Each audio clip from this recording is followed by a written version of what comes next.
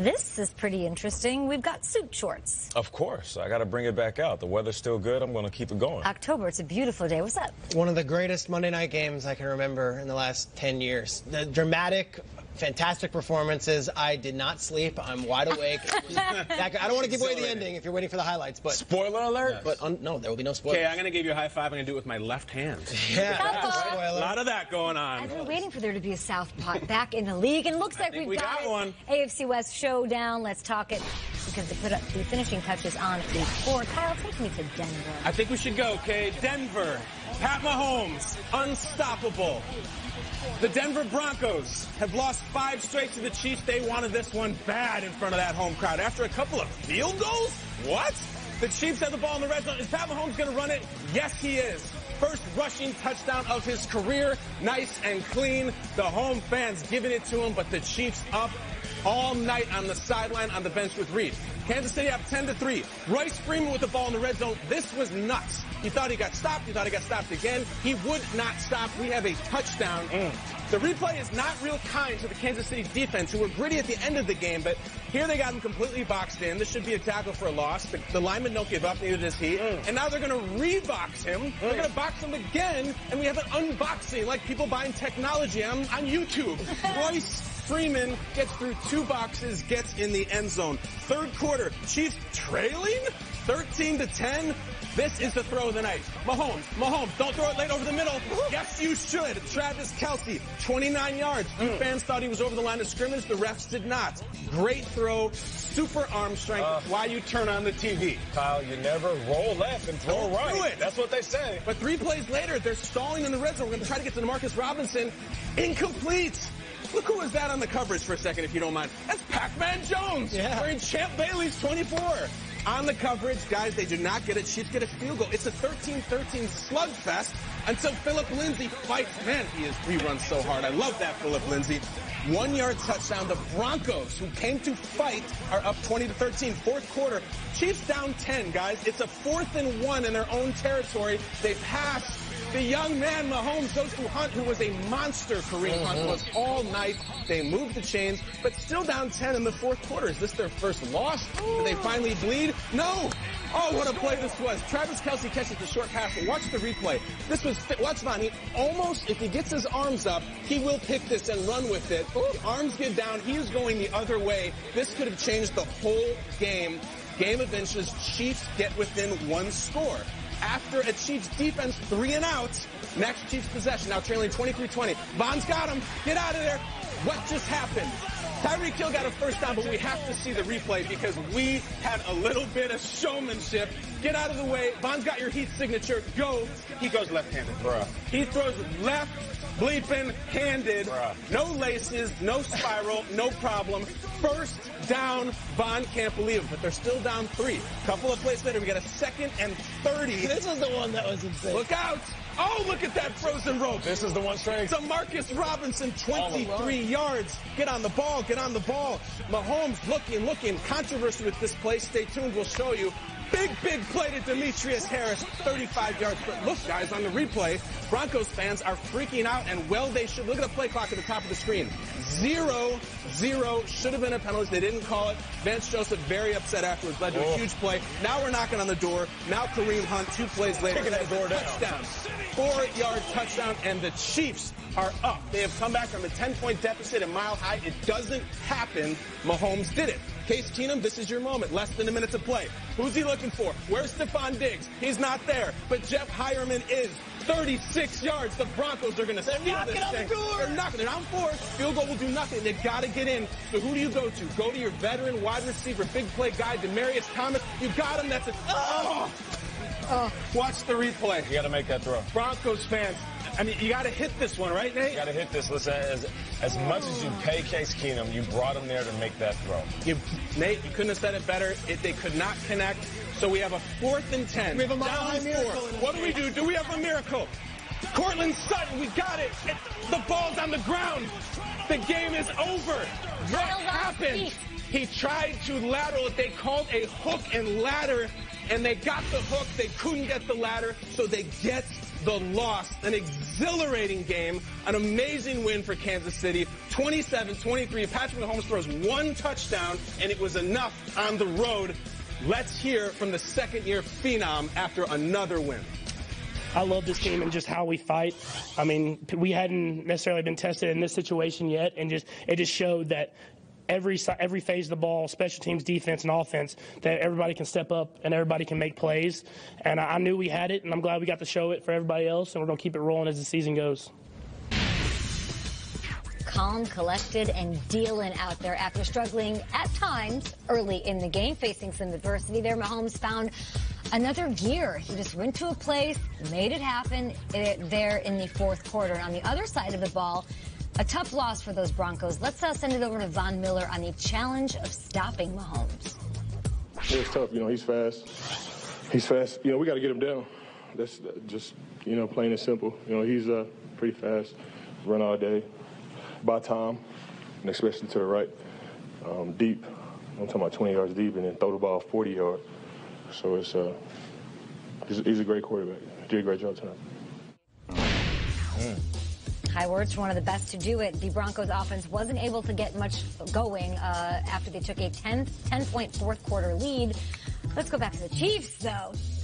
Every fan in Kansas City freaking out. If you're an NFL fan, you have to love that a double-digit deficit on the road. He's now 2-0 in Denver. Nobody does that, rarely. So do we learn anything new about the Chiefs last night, Nate? What I learned is that you can't judge a book by its cover. I'm going to take us back to when we first met Pat Mahomes. We had an old studio, and he sat right to the right side of me, and I was looking at him, the way he talked, how he looked, the baby face. And I remember walking away and looking at you guys and saying, man, he looks so young. He seems so young. In the back of my head, as a wide receiver, I'm thinking, is he ready to handle what this league is going to throw at him? One, getting the keys to organization, but two, when he's a starter, these defenses and them throwing the kitchen sink at him.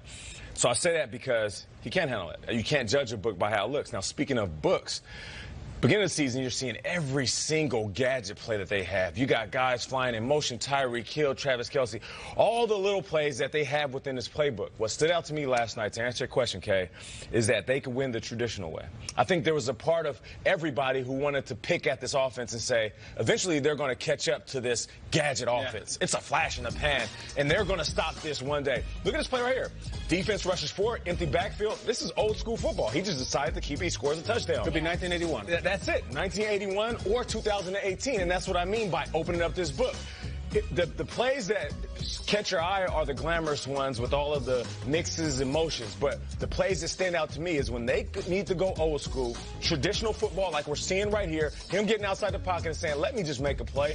He made the play. And that should scare defenses more than anything because they're not just beating teams with gadget plays, they're beating teams with old school football. That means this stuff is sustainable. I think everybody wants to question, can KC do it in the playoffs? Yeah. I say damn right they can do it in the playoffs because they got the playbook to do it and the quarterbacks and technology surrounding him to do it. He throws that 70-yard pass in the preseason, and everyone said, okay, well, let's see him do it in the regular season. He did.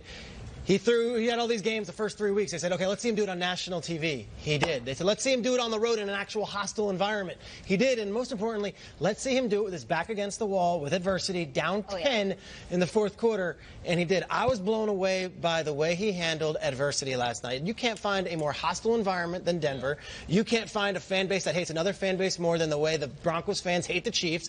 And you can't find a better defense who's just salivating to beat this kid. And he found a way. What's amazing is the final two drives, okay? 13 of 16 for 153 yards and a touchdown.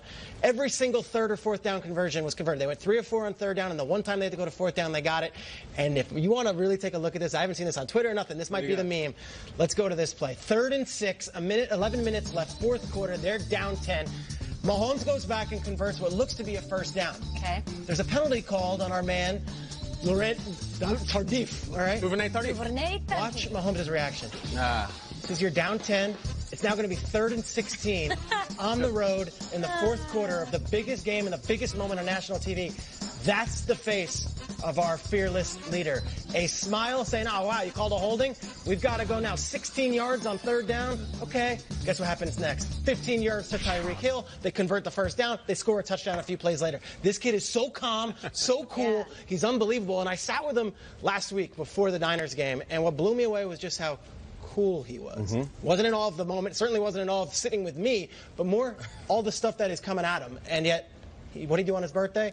He ordered Postmates and hung out with his girlfriend. What did he do? And nothing. Like, totally cool. He was thrilled to be on Monday Night Football, but it might as well have been a preseason game or a game playing against someone in the Big 12. Nothing is too big for Patrick Mahomes. What did you learn? You know, okay, you said he found another gear. I feel Something happened. He's a robot, in my opinion. I think he might be an alien. But the gear that he downshifted. He went from 5th gear down to 3rd, and that's what I wanted to see. We know Patrick Mahomes can hit the 500-foot home run.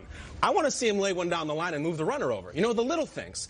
In 1997, Jordan played against the Hawks. One of the worst games he ever played in a Bulls uniform. He had 10 points. He did not shoot a single free throw, and the Bulls won by 20 because he got his teammates involved, because he stayed in, he got assists, he took charges, he did all that. When the noise happens on the road, when you're down, I love the 6 touchdown thing. Don't get me wrong. We all love it. That's cool, though. That's the machine. You're moving. I take my 4-year-old son every Saturday to play kickball now. There's this kid who shows up who I can't stand. I'm just going to call him Tommy. Tommy shows up. He starts juggling like he's Pele. He's doing the rainbow kicks and everything. Tommy's got it all going on, and his dad will tell you all about it.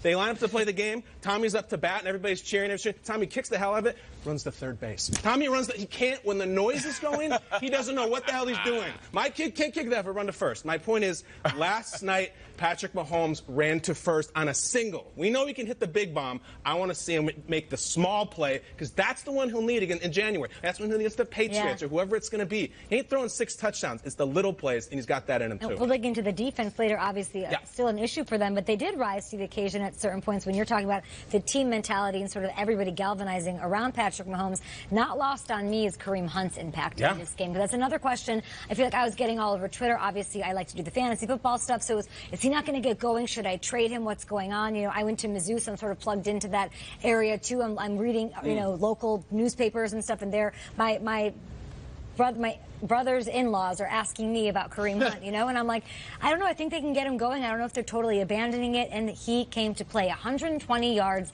He had 93 total yards on the first 3 drives. He's a lot of the reason that they dug themselves out of this hole in the 4th quarter. So you got to give love to Kareem Hunt, because it's another thing, another way that they can beat you. And you brought up the point, Kyle, in the morning meeting, like you're talking late season, December, January football. This is the guy you got to turn to. Sammy Watkins left the field, so much adversity. He was a stud last night. It's awesome that they can only go to him when they have to. Yeah. I would describe their offense, it's like mixed martial offense. Like, you want to go to the ground and pound, we can do that, or we can stand up. Last night, they went heavy ground and pound, and they tapped. It was incredible. MMO? Yeah, MMO. I'm serious. That's what they're doing. All right, now for the Broncos, we'll talk a lot of Kansas City Chiefs this morning. But for Denver, it's going to sting, right? They blew a 10-point 4th quarter lead. Which side of the ball for Denver do you guys feel like is most responsible for the loss? Or really, what happened? Is it offense, defense? As a player, I don't play the blame game, so I'm not going to sit there and say the O lost it, D lost it. Nate, I will say this. Got to hit that throw. That's all. It's very simple. You are all over it. And that's it. You paid, you know, $20+ million. They bring you in and say, you're our guy that you're highly sought after in free agency, saying we're going to get you and bring you here to change the culture of us trying to land on a quarterback. And what happened? He didn't land the big pass or 2. So for me, I'm looking at Case, and you guys know I'm a big Case fan since Minnesota. And there were some moments in this game where I'm like, okay, Case, that's the guy that I saw last year. But then there's this throw that they need you to make, and he just didn't make them. So, yeah, Case got to make a couple more throws, and a couple more throws might win this game. I'll reiterate it. Mahomes on the final 2 drives, 13 of 16, 153 yards, a touchdown, converted 3 of 4 third downs, and the only time they went to 4th down, they converted it. That defense is all we hear about. Make a stop at home. That's funny, because I think it's the offense. It wasn't just the throw at the end. There was a huge 3-and-out that Denver had at the end of the game that would have. We talk about it. It's a crude expression, but you got to snap the neck. You got to put teams down like that, or they will put you down. They didn't put them down. Love it. We're putting a bow on Week 4. We'll share what we learned in this week. We'll also preview the Colts and the Patriots on Thursday Night Football to kick off Week 5, which you can see right here on NFL Network. And the Bears are on a bye, but they're sitting pretty at the top of their division. Is this the team to beat in the NFC North? Mike Garafolo joins us after this at the breakfast table. We're buying the Bears? Or not. Also, he went out with an ankle injury late in the game Sunday. Let's talk Rob Gronkowski. Mike Giardi will join us to update us on Gronk's injury status after the break. Edelman's back, too. Good Morning Football.